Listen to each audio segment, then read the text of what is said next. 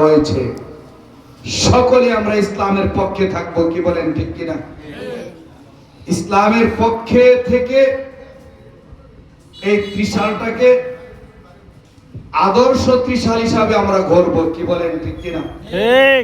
এই ত্রিশাল থেকে আমরা যদি ইসলামের পক্ষে যদি আমরা সকলে ঐক্যবদ্ধ ভাবে কাজ করি, এই ত্রিশাল থেকে সন্ত্রাস, দুর্নীতি, দুঃশাসন, চাঁদাবাজ, মাদকখোর আছে না, এগুলা সবগুলি দূর করা সম্ভব হবে, কি বলেন ঠিক কিনা?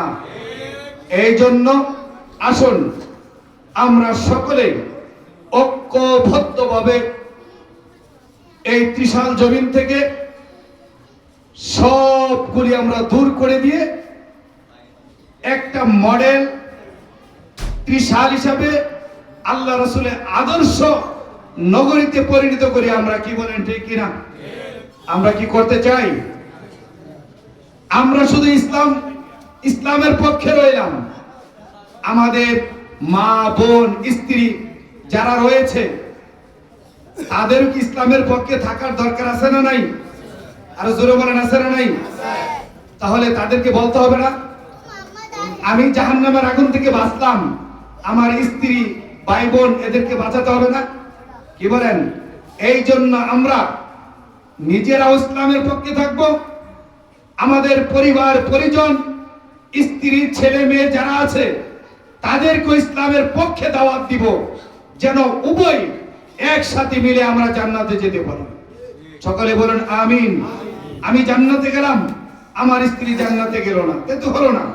সকলকে ইসলামের পক্ষে থাকতে হবে, সকলে সম্মিলিত হবে আমরা ইসলামের পক্ষে থাকবো ইনশাআল্লাহ, কি বলেন? ইনশাআল্লাহ। যদি ইসলামের পক্ষে জীবন দিতে হয় জীবন দিব, জান দিতে হয় জান দিব, অর্থ দিতে হয় আমরা অর্থ দিব, কি বলেন ঠিক কিনা?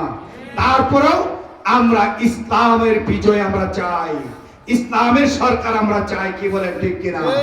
আল্লাহ তাআলা আমাদের সকলকে ঐক্যবদ্ধভাবে ইসলামের পক্ষে থেকে আমাদের জীবনকে দুনিয়া থেকে কবরে যাওয়ার মতো তৌফিক দিয়ে দাও, সকলে বলেন আমিন। আমা তৌফিক ইল্লা বিল্লাহ। আসসালামু আলাইকুম ওয়া রাহমাতুল্লাহি ওয়া বারাকাতুহু।